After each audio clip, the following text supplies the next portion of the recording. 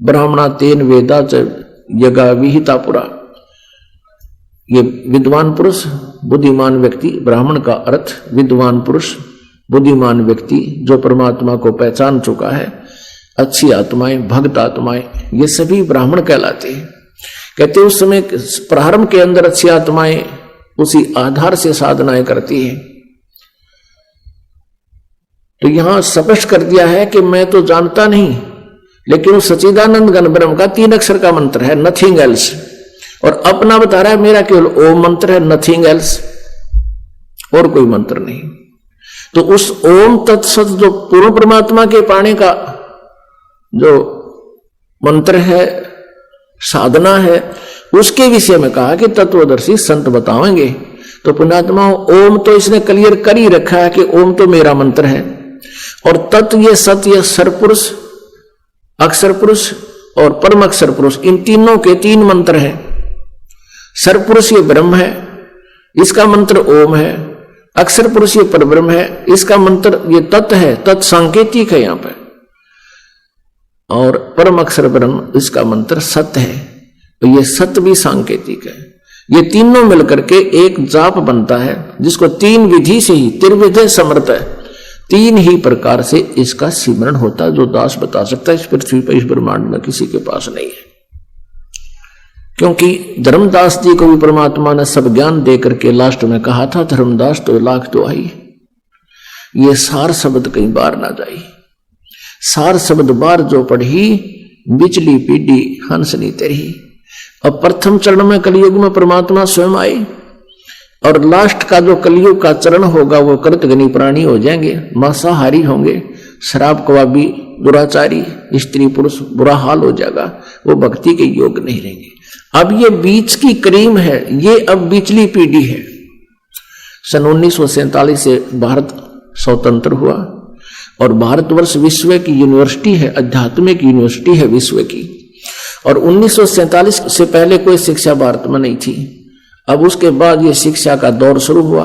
अब बिचली पीढ़ी के हंस आप हैं, जो कि आपको ये अनमोल ज्ञान बताने का आदेश है प्रभु का, नहीं तो ये अब भी नहीं, रहस्य नहीं खुलता। आप कितने पुण्यकर्मी प्राणी हो कि इस बिचली पीढ़ी में जन्म और मनुष्य शरीर, और फिर ये ज्ञान आप तक पहुंचा। आप उस परमात्मा की कितनी प्यारी आत्मा हो, लेकिन आप बालक हो।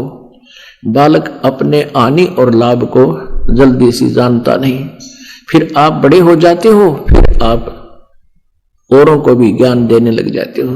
तो यहां आने से आपकी बाल बुद्धि समाप्त होगी, तत्व ज्ञान से युक्त होगे, आप तो तरोगे और आप रुक नहीं सकते, और हजारों को बताने की चेष्टा करोगे। मानने ना मानने वो बात दूसरी है, उसके भाग्य और दुर्भाग्य साथ है।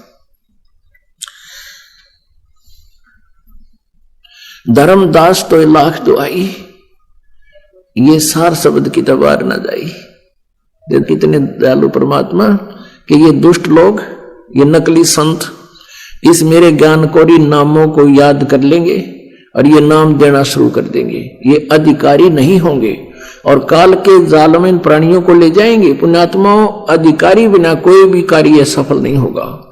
जैसे कोई नकली इस दास से नाम लेकर के और फिर आप कहीं नाम देने लग जाएगा तो वो डुप्लीकेट प्रमाण पत्र बना रहा है, वो दुश्मन है उन प्राणियों का, क्योंकि वो अधिकारी नहीं है।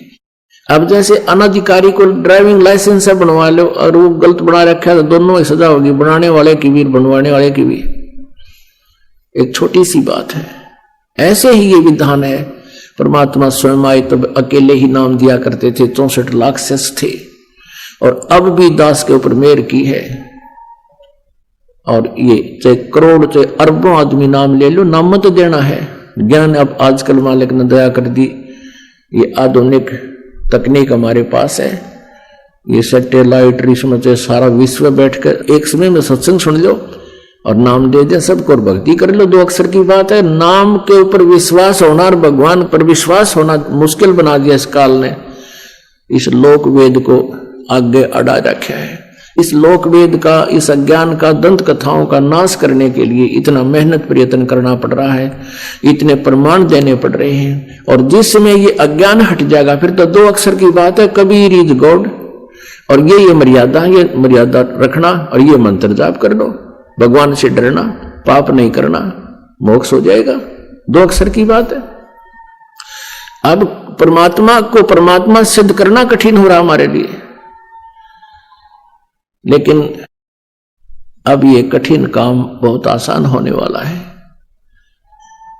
बुद्धिमान समाज है, ये बिचली पीढ़ी है। परमात्मा का आदेश है कि बिचली पीढ़ी जब आओगी सबको पार करूंगा।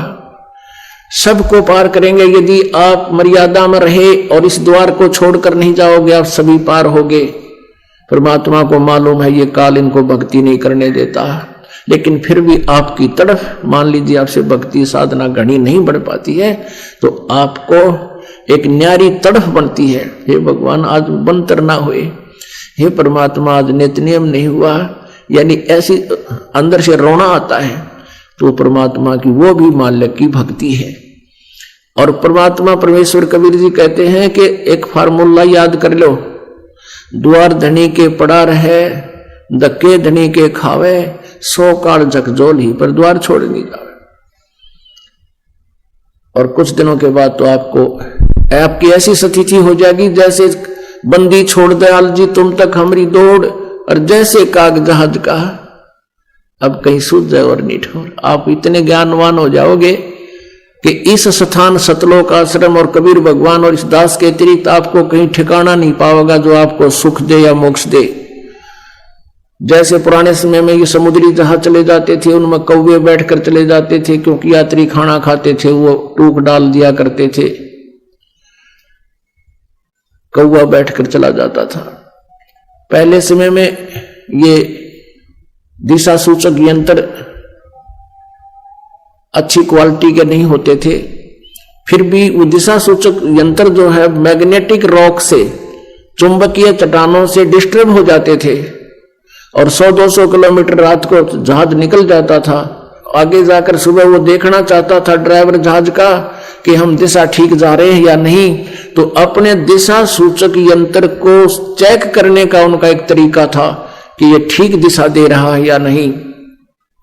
जो कौवा वहां जहाज में बैठकर चल पड़ा था, सारी रात वो बैठा रहा, तो उस समय वो कौवे को, जहाज पर बैठे कौवे को पत्थर मारते हैं, उसको विवश कर देते हैं वहां से उड़ने के लिए, तो वो उड़ कर चल पड़ता है। कौवे में एक परमात्मा की दी हुई एक ऐसी विशेष जो है बुद्धि है, ऐसा गुण है कि वो उस दिशा को नहीं भूलता जिस दिशा से वो चला था। उसको ये डर रहता है कि कहीं कोई ये मुझे पत्थर वत्थर मारे, भागना पड़े तो मैं दिशा ना भूलूं, वापस आ जाऊं। तो रात्रि के समय भी वो अपने अंदर कंप्यूटर की तरफ उस दिशा को ध्यान रखता है। तो कौवे को जब उड़ाते हैं तो कौवा उड़कर उसी दिशा को बिल्कुल स्ट्रेट चलता है जिससे जहाज चला था। तो उस समय उस जहाज के जो चालक हैं वो देख लेते थे कि तुम्हारा दिशा सूचक ठीक है या नहीं। कौवा एक्यूरेट बताता है। फिर कौवा थोड़ी बहुत देर दूर तो उड़ता है, फिर देखता कहीं बैठने का स्थान नहीं, सब जल ही जल, जल ही जल, जल ही जल, और जहाज के अतिरिक्त उसको कहीं ठोर ठिकाना नहीं जहां वो विश्राम कर सके। तो वो उड़ अड़ा के देख जाके उल्टा आकर जहाज पर ही विश्राम पाता है। यदि जहाज के अतिरिक्त वो कहीं बैठे तो डूब कर मर जावे। तो परमात्मा आपको याद दिलाते हैं स्वयं अपने ऊपर ये सब उच्चारण करके, क्योंकि अप आरती अप साजे अप किंगर अप बाजे अप ताल झांझ नकारा आप नचे आप देखना रहा। कहे कबीर ऐसी आरती गाऊं आप मध्य आप समाऊं। ऐसी आरती माने ऐसी लीला कर रहा हूं मैं, ऐसा ज्ञान सुना रहा हूं। अपने पाने की विधि अपने ऊपर ही उदाहरण दे देकर कह रहे हैं कि हमें बता रहे हैं कि तुम की ऐसी स्थिति हो जाएगी एक दिन। बंदी छोड़ दयाल जी तुम तक हमारी दौड़े, जैसे काग जहाज कहा अब तक न दूजी ठोरे।